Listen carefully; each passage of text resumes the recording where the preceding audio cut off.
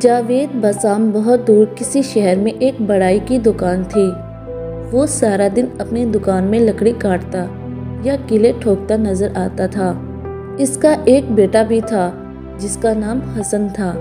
حسن بہت فرما بردار لڑکا تھا۔ جلد ہی کام سیکھ کر وہ کام میں باپ کی مدد کرنے لگا، مگر کچھ دن ہی گزرے تھے کہ وہ اپنے کام سے بیزار ہو گیا۔ باپ اسے کوئی چیز بنانے کو دیتا تو وہ بے دلی سے اسے شروع کرتا۔ ابھی کام پورا نہ ہوتا کہ وہ ہاتھ روک لیتا اور اٹھ کر باہر نکل جاتا۔ باپ پریشان تھا کہ وہ ایسا کیوں کرتا ہے۔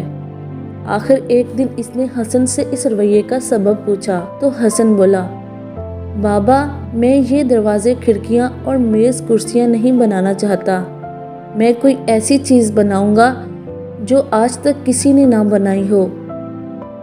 باپ نے حیرت سے اس کی بات سنی اور پوچھا کہ وہ کیا بنانا چاہتا ہے، لیکن حسن کے پاس اس کا کوئی جواب نہ تھا کیونکہ اسے خود نہیں معلوم تھا کہ وہ کیا بنانا چاہتا ہے۔ آخر باپ نے اسے اس کے حال پر چھوڑ دیا۔ حسن اس کا اکلوتا بیٹا تھا اور وہ اسے بہت چاہتا تھا۔ دن گزرتے رہے۔ حسن روز دکان پر آتا، باپ کو کام کرتا دیکھتا، پھر اٹھ کر کہیں چلا جاتا۔ وہ ہر وقت سوچ میں گم اور اداس رہتا کیونکہ اس بات کا احساس تھا کہ وہ کام میں اپنے باپ کی مدد نہیں کر رہا۔ ایک دن شام کے وقت حسن دکان میں خاموش بیٹھا تھا۔ باپ شہر کے امیر آدمی کے لیے ایک عالی شان کرسی بنا رہا تھا۔ جب وہ بہت تھک گیا تو اس نے کام ختم کر کے گھر جانے کا فیصلہ کیا اور حسن سے بولا، میں گھر جا رہا ہوں، تم دکان بند کر کے آ جانا۔ وہ رکا، پھر کچھ دیر کے بعد بولا، اگر دل چاہے تو اس کرسی کے دونوں بازو بنا دینا، مجھے یہ کرسی جلدی دینی ہے اور کام بہت زیادہ ہے۔ یہ کہہ کر وہ دکان سے باہر نکل گیا۔ حسن نے کرسی کو دیکھا اور ٹھنڈی سانس لے کر بولا، یہ کرسی بنانا کون سا کمال ہے، اور سوچ میں ڈوب گیا۔ کچھ دیر بعد اندھیرا ہو گیا۔ اس نے اٹھ کر چراغ جلایا اور دوبارہ بیٹھ گیا۔ گھر جانے کو اس کا دل نہیں چاہ رہا تھا۔ اسی طرح نہ جانے کتنا وقت گزر گیا۔ اسے نیند آنے لگی تو اس نے گھر جانے کا ارادہ کیا۔ اچانک اوزار رکھنے کی الماری پر سے کچھ کھٹ پٹ کی آواز سنائی دی۔ اس نے نظر اٹھائی تو کسی کو اس پر چلتے دیکھا۔ اسے لگا کہ وہ چوہے ہیں، لیکن وہ انسانوں کی طرح چل رہے تھے۔ انہوں نے پتلی سی رسی کا گولا نیچے پھینکا اور اس کے ذریعے سے ایک ایک کر کے نیچے اترنے لگے۔ وہ 3 بونے تھے۔ حسن کو اپنی آنکھوں پر یقین نہیں آیا۔ اس نے آنکھیں مل کر دوبارہ دیکھا۔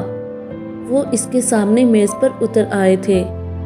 پہلا بونا شوخ نوجوان، دوسرا لمبی داڑھی والا بوڑھا تھا اور تیسرا موٹا چشمہ لگائے ایک بونی تھی۔ آپ لوگ کون ہیں؟ حسن نے ہمت کر کے پوچھا۔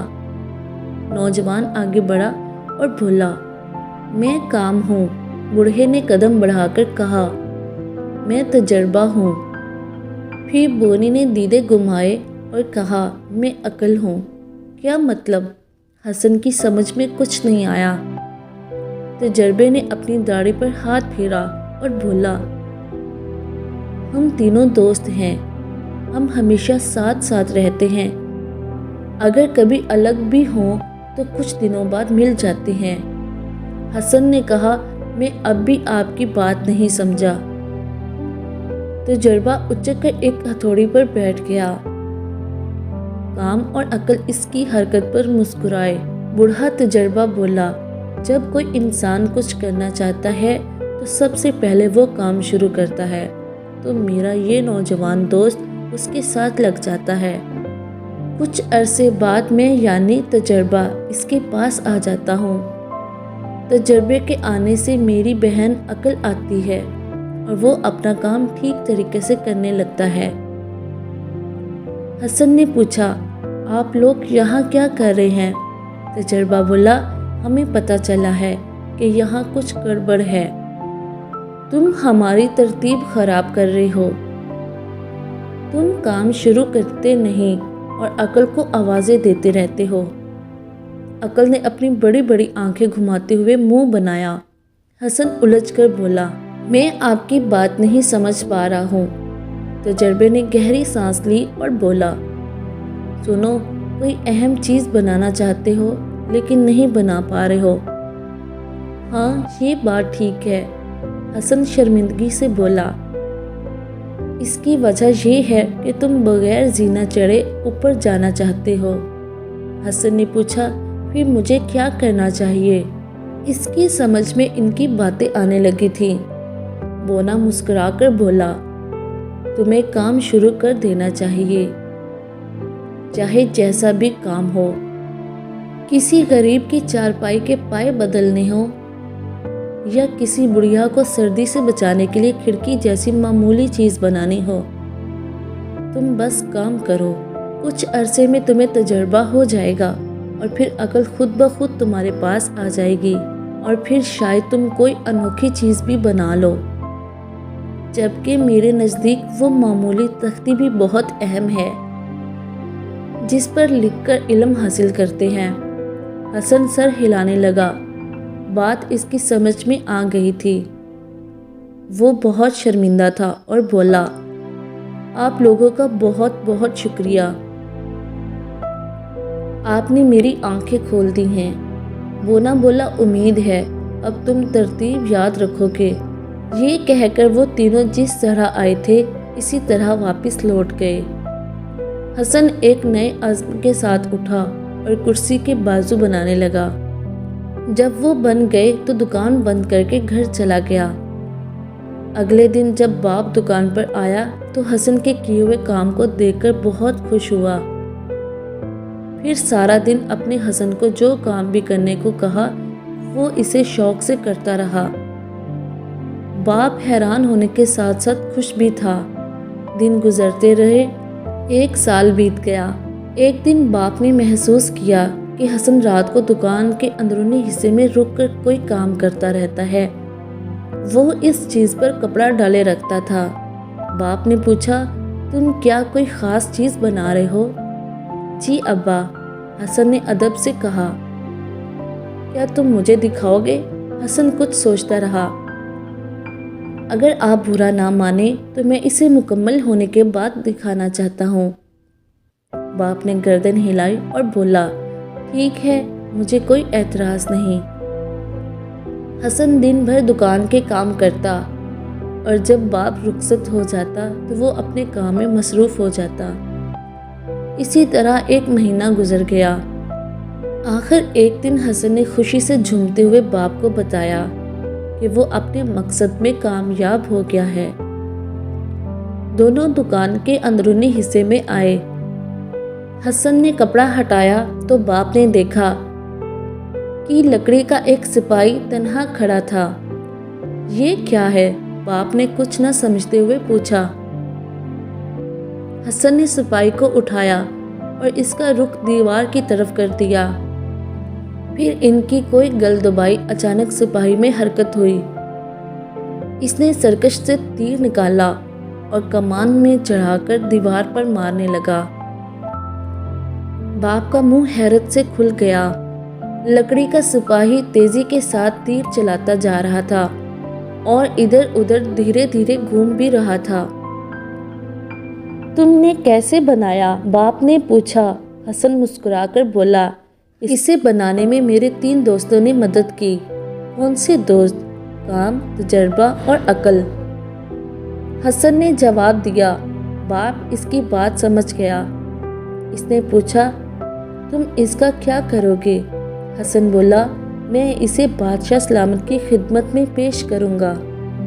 آپ کو معلوم ہے پڑوسی دشمن ملک اکثر ہم پر حملہ کر دیتا ہے۔ اس سے زیادہ تعداد کی وجہ سے برتری حاصل ہے۔ لکڑی کے یہ سپاہی ہمارے سپاہیوں کی تعداد بڑھا دیں گے اور ہم ان کا مقابلہ کر سکیں گے۔ حسن کی بات سن کر باپ بہت خوش ہوا۔ اگلے دن وہ لکڑی کا سپاہی لے کر دربار میں حاضر ہوئے۔ حسن نے سپاہی کی کارکردگی دکھائی۔ بادشاہ حیران رہ گیا۔